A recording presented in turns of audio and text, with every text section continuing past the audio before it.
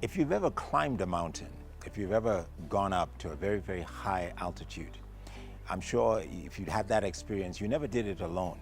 There are some people who do climb mountains all by themselves, but it has to take a lot of planning, it has to take a lot of preparation.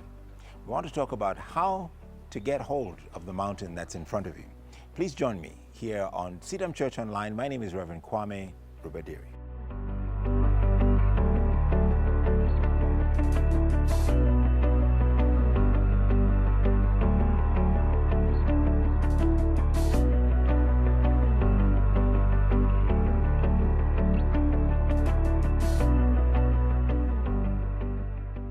Our theme for this year at CITAM, or Christ is the Answer Ministries, is Give Me This Mountain. It's based on a statement made by a man called Caleb in Joshua chapter 14, verse 12. Caleb was talking about a piece of property, an area of land that he deemed to be his possession as the children of Israel went into the promised land to claim their inheritance. God had promised 45 years earlier this piece of property to this man Caleb, because he had been faithful and wholeheartedly following and trusting God. He looked at a piece of land which had a huge mountain on it, an area called Hebron, and he said to God, "Give me this mountain." Now, when we go one book further in the Bible, in the Old Testament, from Joshua into the book of Judges, the first chapter of the book of Judges begins by recounting to us the story of how the children of Israel actually took possession of the promised land. This is what happened. While they journeyed into the promised land, crossed over, they defeated Jericho, they defeated Ai, and took a number of other prominent towns. They now began to move forward in claiming the territory that God had promised to them.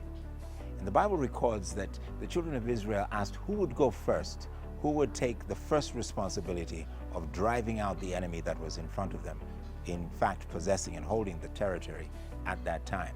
And God said that Judah, the tribe of Judah, should go first. Of all the 12 tribes, Judah would go first. Now Caleb himself was from the tribe of Judah. And the Bible records that Judah asked another tribe, his brother Simeon, the tribe of Simeon, to go with them, to help them in their campaign to take the territory, to hold it, and to take possession of the inheritance that God had promised to them. And this is the first point that I want us to consider as we look at how this story played out.